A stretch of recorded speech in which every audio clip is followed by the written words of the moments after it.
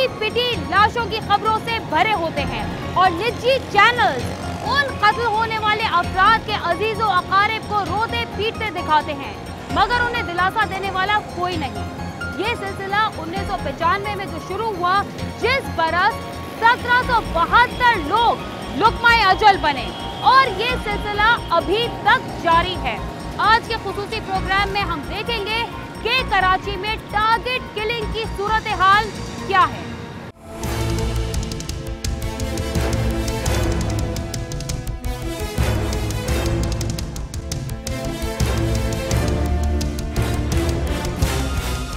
कराची के शहरी हर रोज की तरह आज भी घरों से निकले।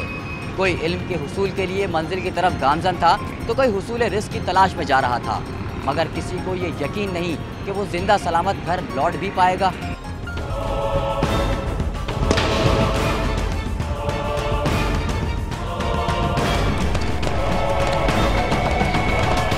कराची में गुज़श्ता सालों के मुकाबले में रवां साल शहरियों को हदफ बनाकर कत्ल करने के साथ तशद्दुज़दा और बोरी बंद लाशें मिलने का सिलसिला भी जोर पकड़ गया। शहर कायद में शहरियों को कत्ल करके उनकी लाशों को बोरी में बंद करके फेंकने का सिलसिला 90 की दिहाई में शुरू हुआ था, जो 1995 और 96 में उरूज पर रहा। उन दिनों रोजाना शहर के मुख्तलिफ इलाकों से कई अफराद की बोरी बंद लाशें मिला करती थी। वक्त गुजरता गया और इन वाकयात में भी कमी आई, लेकिन शहर में जारी दीगर जराइम की तरह बोरी बंद लाशें मिलने का सिलसिला खत्म न हो सका और तशद्दुज़दा बोरी बंद लाशें आज भी किसी न किसी मोड़ या गली से मिलती रहती हैं।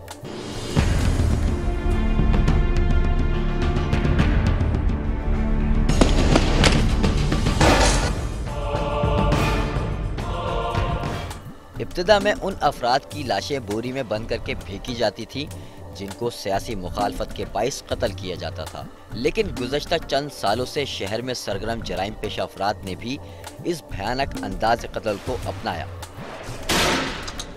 और अब नौबत यहाँ तक आ पहुँची है कि ज़ाती वजूहात की बिना पर कत्ल होने वाले न सिर्फ मर्द बल्कि ख़वातीन और बच्चों की लाशें भी बोरी में मिलने लगी। जहाँ तक क्राइम का ताल्लुक है तो उसकी नौइयत जो है ना वो चेंज होती रहती है और मुख्तलिफ़ किस्म के जो क्रिमिनल्स हैं वो अपने पैटर्न को भी चेंज करते हैं। जो किलिंग का आपने सवाल किया है तो उसके हवाले से देखें, उसमें मुख्तलिफ़ नौइयत की किलिंग्स होती रही हैं।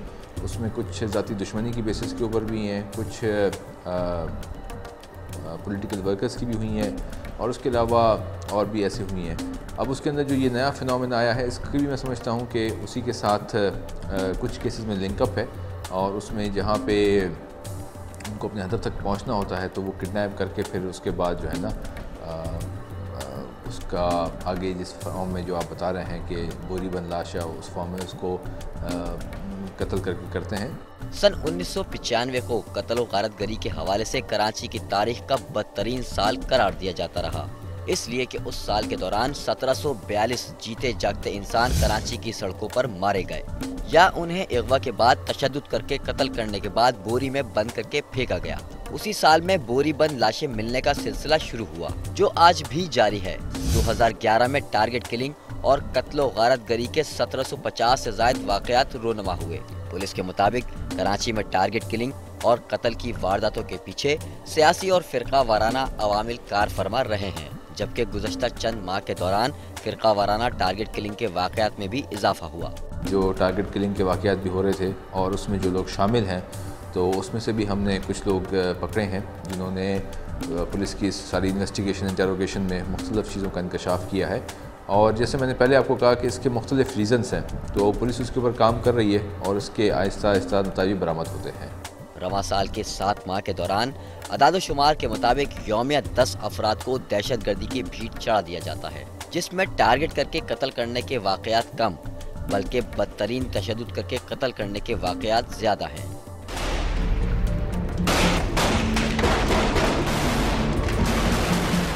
वैसे तो शहर कायद में शायद ही कोई ऐसी शाहराह बाकी हो जहां कोई जराइम रिपोर्ट ना हुआ हो। ये शाहराह पाकिस्तान है, जिस मेरे एक तरफ अल आज़म स्क्वायर तो दूसरी तरफ अल करम स्क्वायर है। इस ब्रिज पर आज से चंद रोज़ कबल एक बोरी बंद लाश रखी गई थी, जिसके बारे में पुलिस का कहना है कि कार सवार अफराद जो कि नामालूम थे एक बोरी कार से रखकर यहाँ से फरार हो गए थे। मुल्जिमान का अभी तक कोई सुराग नहीं मिल सका है। लेकिन इस तरह के वाक़यात, बोरी रखना, बोरी गाड़ी से फेंकना, ये आम है।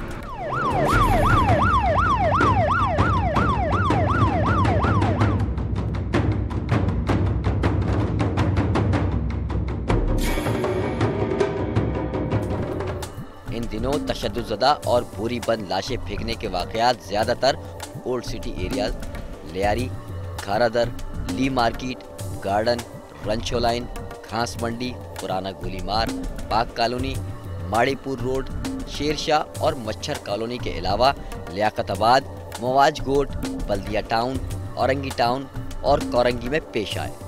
सबसे ज़्यादा लाशें ओल्ड सिटी एरिया में फेंकी गईं। तफ्तीशकार कहते हैं कि मिलने वाली लाशों पर एक ही तरह से तशद्दुद करके कत्ल किया गया और इन कत्ल की वारदातों में 9mm पिस्टल का इस्तेमाल किया गया। पुलिस के अदाद-ओ-शुमार से पता चलता है कि साल 2011 में शहर कायद में 1747 अफराद टारगेट किलिंग और बोरियों की नजर हुए। अब रमजानुल मुबारक की आमद है और इससे कबल भी कानून नाफिज करने वाले इदारों के दावे तो सबके सामने हैं। तमाम तर हिफाजती इंतजामात के बावजूद रमजानुल मुबारक के महीने में दहशतगर्द खुलेआम दंदनाते रहे। सिर्फ उस बाबरकत महीने में 300 से ज़ायद अफराद को इंतहाई बेदर्दी से कत्ल किया गया, जिसके बाद हुकूमत ने टारगेट किलर्स के खिलाफ एक्शन लेते हुए शहर भर में टारगेटेड ऑपरेशन का सिलसिला शुरू किया।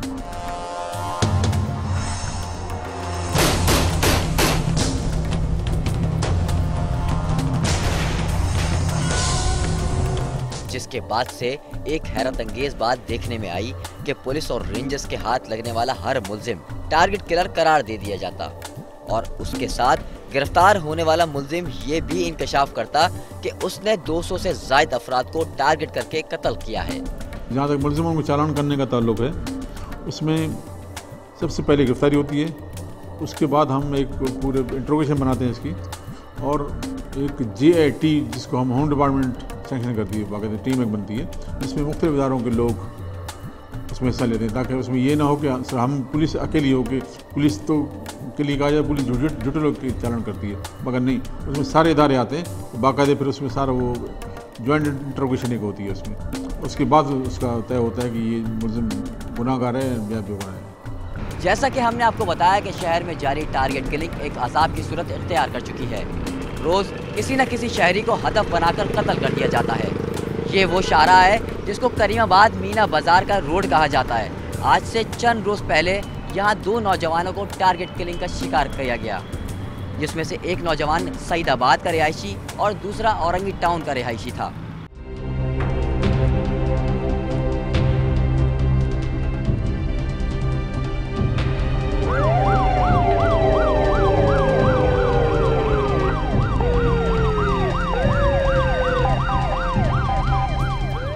हर दूसरे दिन कोई न कोई पुलिस पार्टी भी ये दावा करती नजर आती है कि उसने शहर में कत्लो गारत गरी में मुलविस मुल्जिमान को गिरफ्तार किया है, जिन्होंने शहर में 100 से ज़ायद अफराद को मौत के घाट उतारा है। लेकिन नतीजा सिफर रहा। शहर में दहशतगर्दी उरूज पर पहुंच गई।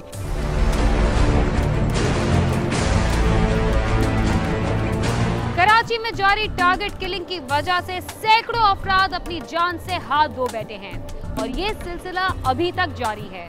वक्त हुआ है एक मुख्तसर से वक्फे का, आप समा के साथ ही रहिए।